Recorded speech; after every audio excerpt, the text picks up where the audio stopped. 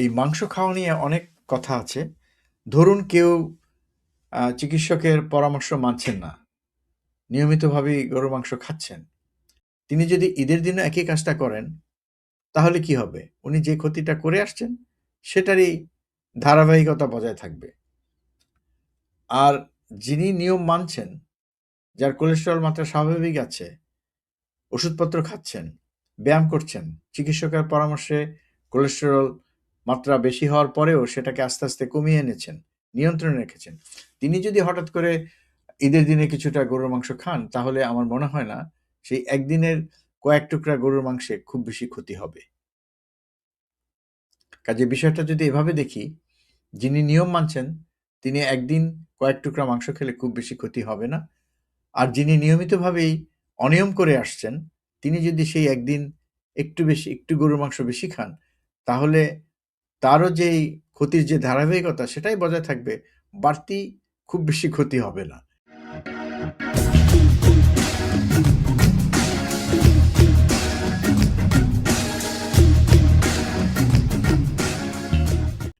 প্রিয় দর্শক, আসসালামু আলাইকুম। ঈদ মোবারক। হেলথ মিনিট, স্বাস্থ্য মিনিট অনুষ্ঠান থেকে সবাইকে স্বাগত জানাচ্ছি। আমি ডাক্তার সজল আশফাক। দর্শক, সজলস ভিশনের আজকের এই বিশেষ পর্বে আমরা কথা বলব কোরবানির কিছু সমস্যা, বিশেষ করে গুরুত্বপূর্ণ স্বাস্থ্য সতর্কতা নিয়ে। আমরা অনেক বিষয় জানি, কিন্তু ব্যস্ততা আর অসাবধানতার কারণে ছোট, ছোট ভুল করে ফেলি। অথচ এই ছোট ভুল থেকেই হতে পারে খাদ্য দূষণ, সংক্রমণ, দুর্ঘটনা, এমনকি পরিবেশ দূষণও।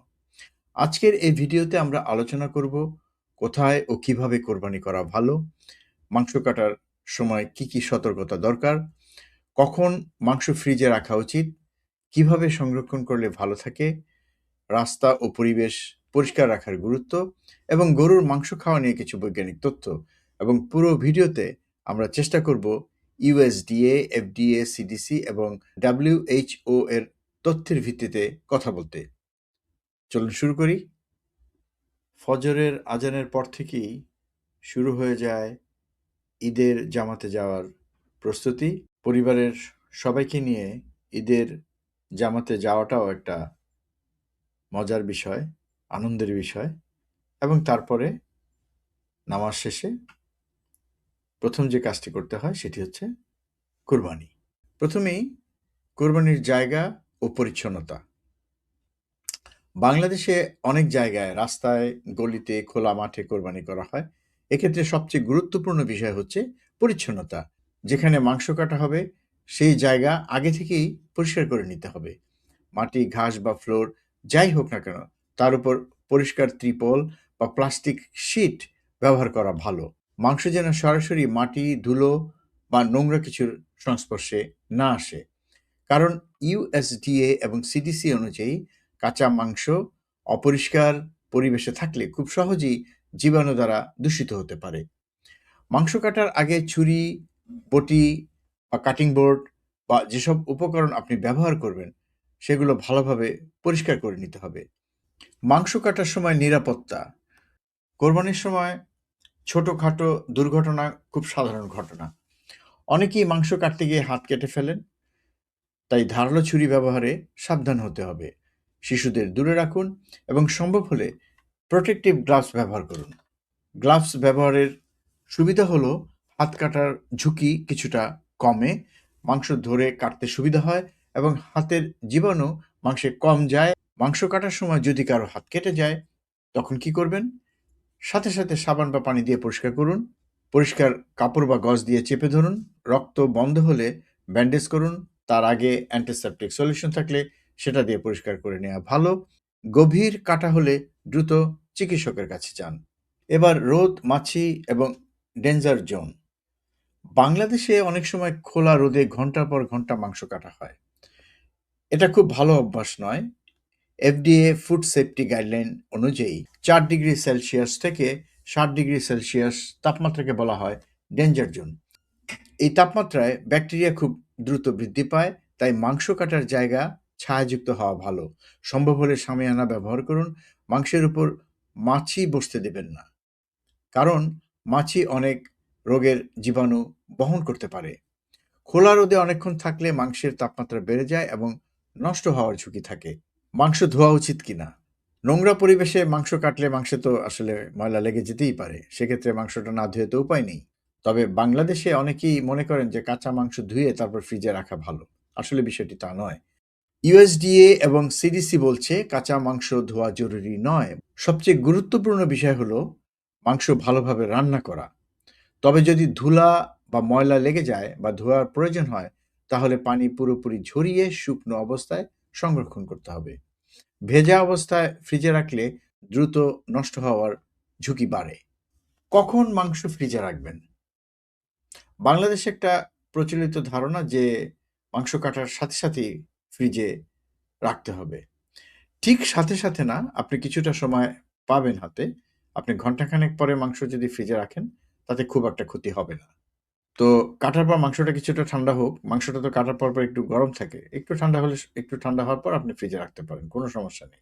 ইউএসডিএ ফুড সেফটি গাইডলাইন অনুযায়ী মাংস কাটার ১ থেকে ২ ঘন্টার মধ্যেই সেটিকে ফ্রিজে রাখা উচিত।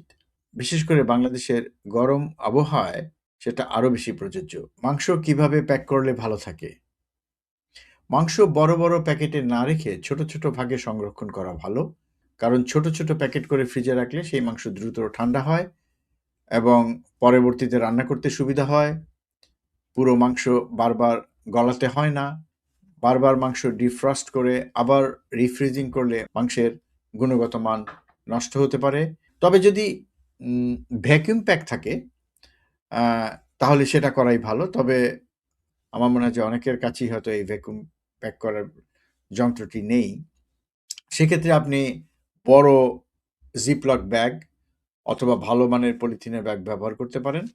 তবে প্যাকেটের ভেতরে যে অতিরিক্ত বাতাস থাকে সেটিকে চেপে বের করে দিয়ে তারপরে আ জিপটা লক করে বা পলিথিনের মুখটা বন্ধ করে সেটিকে আপনি ফ্রিজে রাখতে পারেন।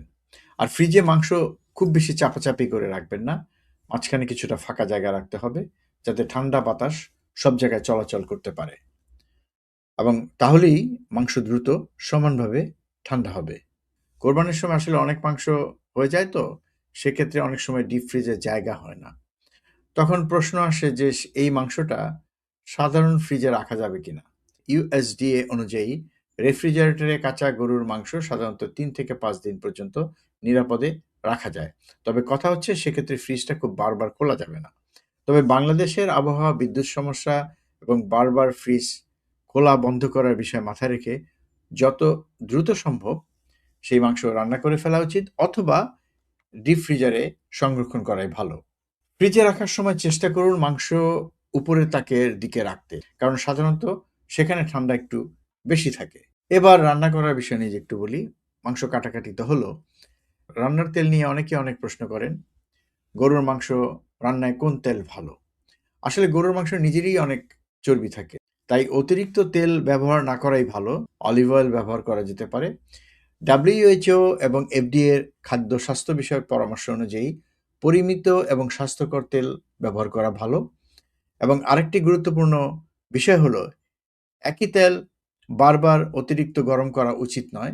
কারণ বারবার যদি অতিরিক্ত গরম করা হয়, ফলে ক্ষতিকর যৌগ তৈরি হয় এই তেলের মধ্যে, যা দীর্ঘমেয়াদে স্বাস্থ্যের জন্য ক্ষতিকর হতে পারে। এবার আসা যাক সবশেষ রাস্তাঘাট এবং তার আশেপাশের পরিবেশ কোরবানির পর কেমন হওয়া উচিত। কোরবানির পর রক্ত, নাড়িভুড়ি এবং বর্জ্য রাস্তায় ফেলে রাখা খুবই ক্ষতিকর। এতে দুর্গন্ধ তৈরি হয়, মাছি, পোকামাকড় বাড়ে, ড্রেন বন্ধ হতে পারে, রোগ ছড়াতে পারে এবং পরিবেশ দূষিত হয়। বিশ্ব স্বাস্থ্য সংস্থার পাবলিক হেলথ প্রিন্সিপাল অনুযায়ী পশুর বর্জ্য দ্রুত পরিষ্কার করা জনস্বাস্থ্যের জন্য গুরুত্বপূর্ণ।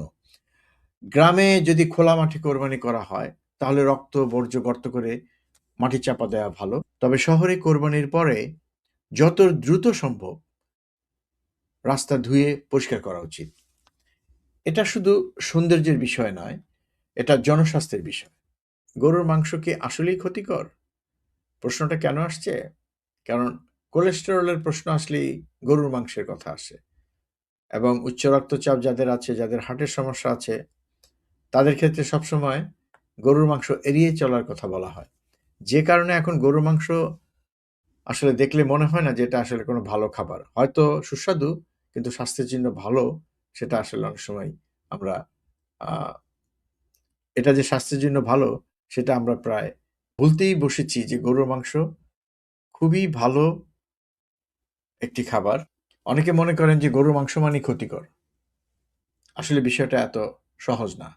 গরুর মাংসে আছে উচ্চমানের protein, iron, zinc, vitamin B12 যা শিশু-কিশোর সহ অনেক মানুষের শরীরের জন্য খুবই গুরুত্বপূর্ণ।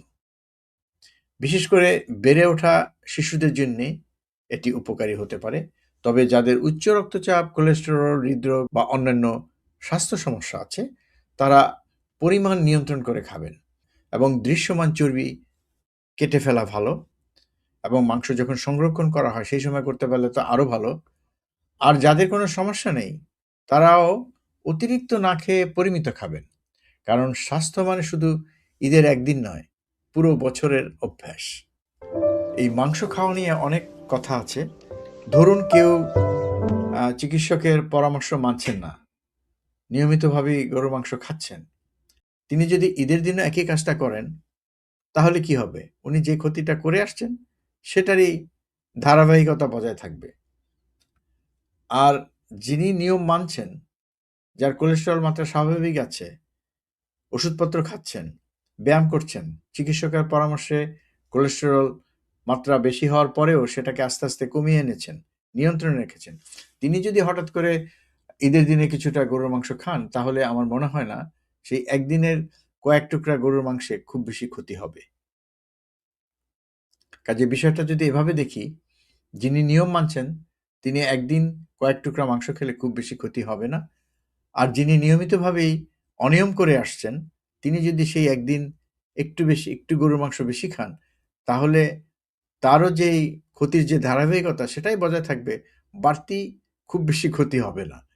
কাজেই এটা নিয়ে আসলে খুব বেশি পীড়াপীড়ি করি আমরা। এটা আসলে অভ্যাসের ব্যাপার, একদিনের ব্যাপার না। সেটাই আমি বলছিলাম। কারণ স্বাস্থ্য মানে শুধু ঈদের একদিন নয়, পুরো বছরের অভ্যাস। তো এবার শেষ করব। কোরবানি শুধু ত্যাগের শিক্ষা নয়, এটা পরিচ্ছন্নতা, দায়িত্ববোধ এবং সচেতনতার শিক্ষা। সামান্য কিছু সতর্কতা পরিবারকে নিরাপদ রাখতে পারে, খাদ্য দূষণ কমাতে পারে এবং পরিবেশ রক্ষা করতে পারে। আপনাদের সবাই সচেতন থাকুন, নিরাপদ থাকুন। ঈদ মোবারক। আল্লাহ হাফেজ।